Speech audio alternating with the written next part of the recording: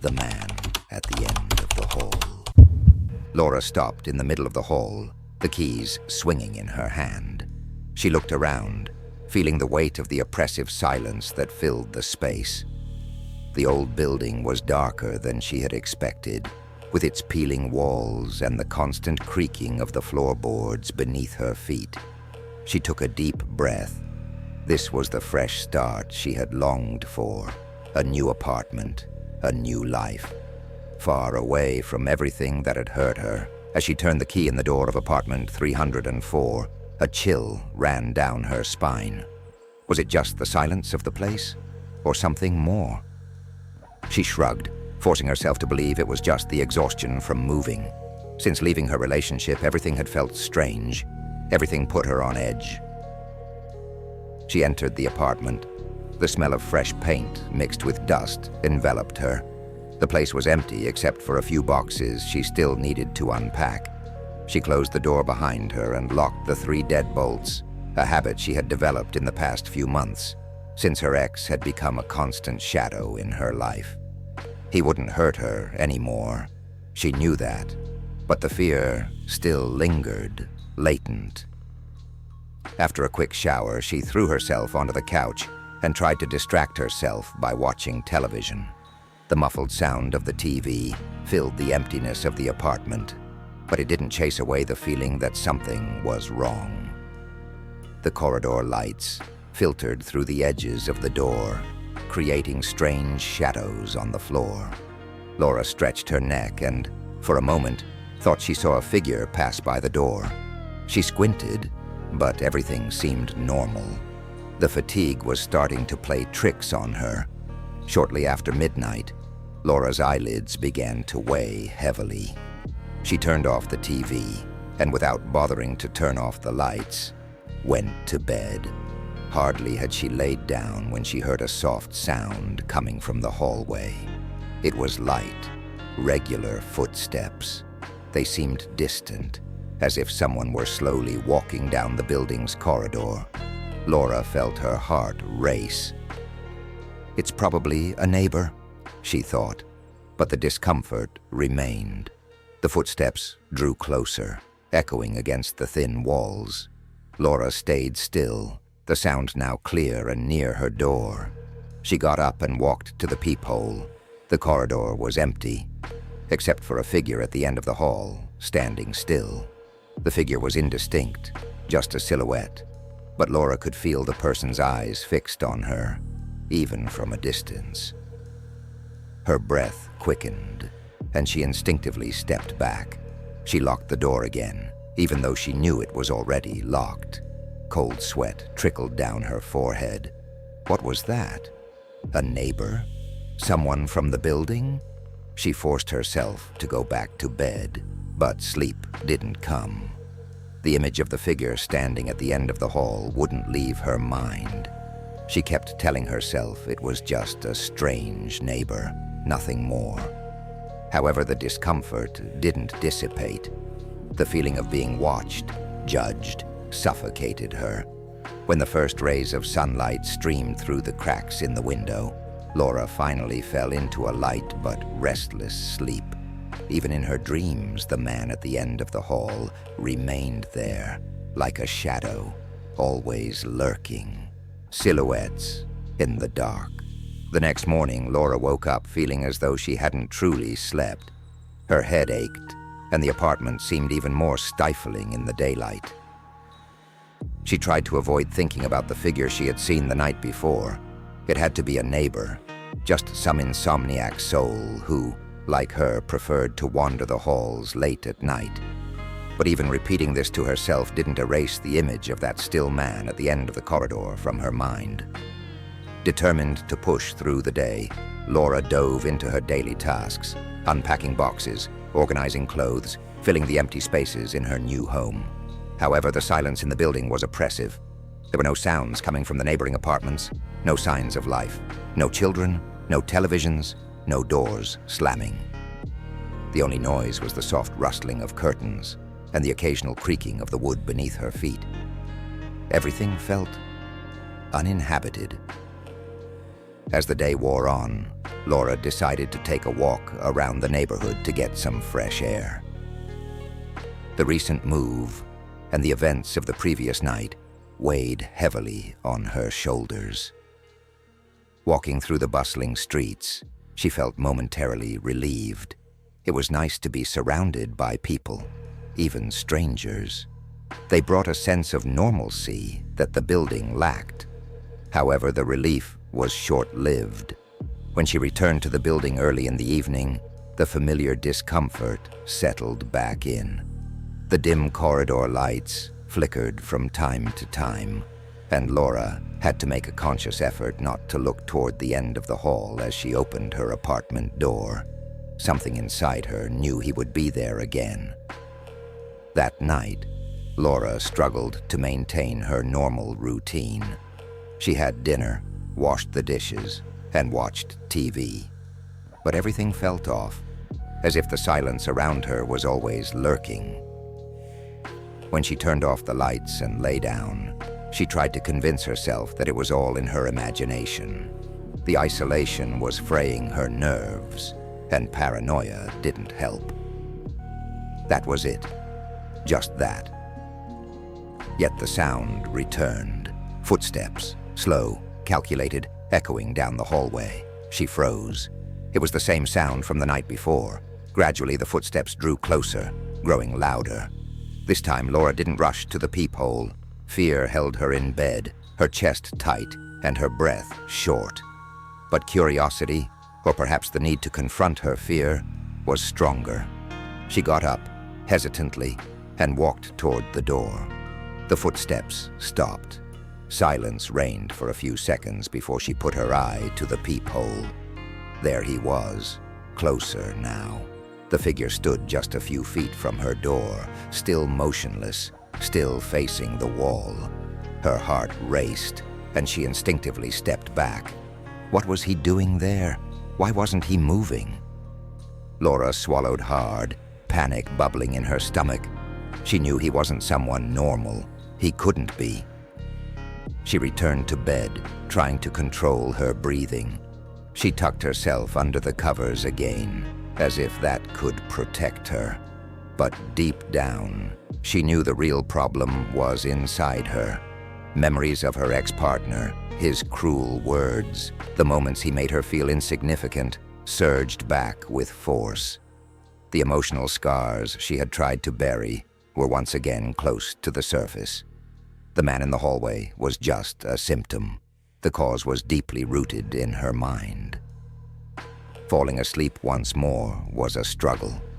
The figure lingered in her thoughts, still and silent, while fear eroded any hope of rest. The discovery. In the days that followed, Laura tried to avoid thinking about the man in the hallway, but he seemed ever present, hovering over her thoughts like a shadow that couldn't be dispelled. She didn't see him again, but the sounds of footsteps continued at night, disturbing her sleep. Every time she heard them, her body tensed, bracing for the sight of that still silhouette outside her door. Yet she never had the courage to look again. It was then, on a rainy afternoon, that Laura encountered an elderly neighbor while descending the building's stairs. The woman with wrinkled skin and small eyes seemed to always be there, as if she were part of the building itself.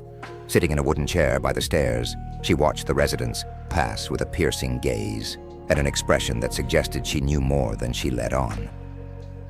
Wanting some human interaction to dissipate the strangeness she felt in the building, Laura forced a smile and said, "Hello." The woman looked her up and down before responding, a subtle smile appearing on her lips. "You're the new resident of 304, aren't you?" the elderly woman asked, her voice both raspy and smooth at the same time. Laura nodded, trying to ignore the shiver that ran down her spine upon hearing the apartment number. Good apartment, spacious, but it has its peculiarities. Laura felt her curiosity grow, and despite her apprehension, she couldn't help but ask, "Peculiarities? What do you mean?" The woman shrugged, but there was a strange glimmer in her eyes. Some people see things, hear things. Sometimes they think it's just their mind playing tricks. Other times they say it's more than that. She paused for a moment, studying Laura's expression with interest. "Have you seen the man in the hallway?" Laura's heart jumped in her chest, and she froze for a second, unsure how to respond. How did the woman know? Could it be that she had seen him too? "I think I have, yes," Laura said hesitantly, almost embarrassed to admit it. He was standing at the end of the hallway, not moving. "I don't know who he is or why he was there." The neighbor gave a small, knowing smile, as if she had expected this response. "Ah, the man in the hallway. He appears to some people, not to everyone." The woman glanced around, as if checking if anyone was listening, then leaned a little closer to Laura. "The women who see him, they've all been through something, some pain, some deep sadness. He feeds on that. He's not a real man. He's something more, a shadow, a memory." The elderly woman's words echoed in Laura's mind like a dark warning. The idea that the man in the hallway could be a manifestation of something more, something related to what she was feeling, was unsettling. Had her own pains and traumas somehow created that figure? "And what happens to these women?" Laura asked, her voice almost trembling. The old woman merely smiled enigmatically and replied, "Some confront it. Others get lost." Laura felt a knot in her throat. Deep down, she knew the woman was talking about her, about how her traumas were taking on a life of their own. It wasn't just about the man in the hallway. It was about everything she still carried within her. The pain, the fear, the feeling of being watched, judged, and threatened, even when she was alone. After a quick goodbye to the neighbor, Laura hurried up the stairs with her heart racing. Now, more than ever, she was sure that the man in the hallway wasn't just any figure. He was there for her. He represented something she needed to confront. And that night, when the footsteps echoed down the hallway again, she knew the confrontation was approaching. The confrontation. That night, Laura felt fear growing to an unbearable level. It wasn't just the presence of the man in the hallway. It was the realization that, somehow, he was connected to what she couldn't leave behind.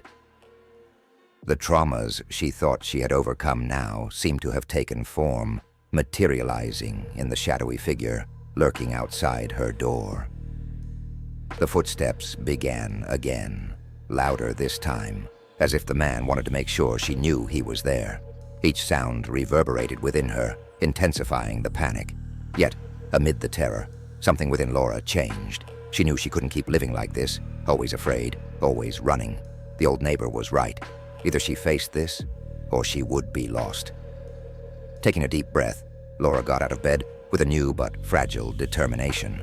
Her bare feet touched the cold floor as she walked to the door, her breathing heavy and uneven. With each step, the sound of her own heartbeat seemed deafening. When she finally stood before the peephole, she felt her stomach churn. He was closer. She knew that even before looking. Forcing herself to confront her fear, Laura looked. The man was there, motionless, but this time directly in front of her door. The tall silhouette blocked almost her entire view of the hallway. His contours were indistinct, as if shrouded in a dark fog. But Laura didn't need more details to understand what was happening. Deep down, she knew he wasn't an ordinary person. He was the embodiment of something much more intimate and frightening. With a courage that she didn't know she had, Laura turned the key and opened the door. The air in the hallway was cold and cutting, and the man, or whatever he was, remained there, static. Without moving a muscle, he seemed to simply watch her. Laura didn't know what to do. But anger began to bubble up inside her, mixed with fear. Anger at everything she had gone through, at how she had allowed her ex-partner's abuse to destroy her. And now, that anger was directed at the figure before her, this thing that fed on her pain. "What do you want?" she shouted, her voice faltering at first but quickly gaining strength. "Why don't you go away?" The figure didn't respond, but Laura felt something shift. She realized he wasn't there of his own accord. He was there because she allowed him to be. He was the manifestation of everything she kept inside, everything she couldn't let go of. Suddenly, the figure began to change. His contours sharpened, and Laura could see a face. The shock hit her like a punch to the stomach. It was the face of her ex-partner, those same cold eyes that haunted her in her darkest moments. He was there, before her, as if he had never left. Laura felt the fear return with full force, but this time, something within her refused to give in. She wouldn't let fear win. She had been controlled and subjugated by it before, but not anymore. "You no longer have power over me," she whispered, feeling tears stream down her face. "I am not your prisoner anymore." With those words, the figure began to dissolve. The edges of the man faded away, like mist being blown by the wind, and then he disappeared, as if he had never been there. The hallway was empty, and silence returned. Laura stood there for a moment, unsure whether to believe what had just happened. Her breathing was heavy, but she felt a weight slowly lifted from her shoulders. She knew she wasn't completely free. She understood that, but she had taken the first step. She closed the door firmly and returned to bed, knowing that even if he came back, she was now more prepared. The rebirth. The next morning, the apartment was strangely quiet. Laura woke up feeling light, as if for the first time in months, she had truly rested. The memory of the previous night was vivid, but unlike before, she felt no fear in reliving it. There was a sense of relief in knowing that the man, or rather the shadow of her past, would no longer haunt her in the same way. She got up, opened the curtains, and let the sunlight flood into the apartment. The warmth brightened the space, dissipating the darkness that had once felt constant. Laura ran her fingers over the still unorganized furniture, but the weight of loneliness that had tormented her for weeks no longer felt so oppressive. Deciding to leave the apartment, not to escape, but to breathe in the fresh air and perhaps start anew, she stepped outside. On the street, the movement of people, the sounds of the city, and the gentle breeze made her feel that life, in some way, was returning to its normal course. The walks that had once been mere escapes now felt like an opportunity to reconnect with the world. As she walked, Laura reflected on what the elderly neighbor had said. Some confront, others get lost. She knew she was still at the beginning of her healing process, but she had faced the first major obstacle. Confronting the man in the hallway, confronting her own fears and traumas, had been the hardest step she had taken so far. She understood it wasn't a battle won all at once. What lay within her still needed time to heal, but now she felt stronger. When she returned to the building, she climbed the stairs slowly, paying attention to the details she had previously ignored. The peeling walls, the sounds of other residents' footsteps, the soft creaking of doors closing. Everything felt strangely normal, as if the building had finally reverted to just being a building. There was no longer a feeling of being watched, no longer the weight of the figure standing in the hallway. Upon reaching her apartment, she hesitated, not out of fear of encountering the man again, but because she realized that this place, her new home, was also part of her healing process. It was an empty space that needed to be filled with new memories, with her own life, not with the ghosts of the past. Laura took a deep breath, turned the key in the lock, and entered. The apartment welcomed her differently this time.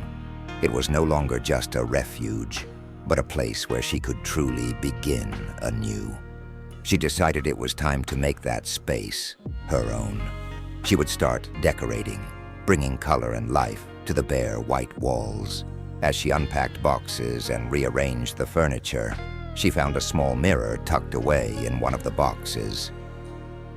Laura held it in her hands for a few moments, looking at her reflection. Her eyes still carried traces of pain, but there was something new there, a spark of hope.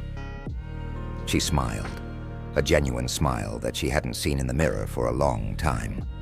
That night, as she lay down in bed, the silence in the building was the same, but now, instead of being an oppressive presence, it felt like a peaceful companion. No sounds of footsteps in the hallway, no distant echoes. For the first time since moving in, Laura felt at peace. She knew the healing process would continue. There would be difficult days, nights when shadows might try to return. But now, she was more prepared. The man in the hallway no longer had power over her. He had been the manifestation of her pains, but by confronting him, she had taken the first great step toward her own freedom. Laura closed her eyes, feeling lighter than she had in months. And as sleep enveloped her, she finally allowed herself to believe she was on a path of rebirth, a journey to rediscover herself, free from the shadows of the past.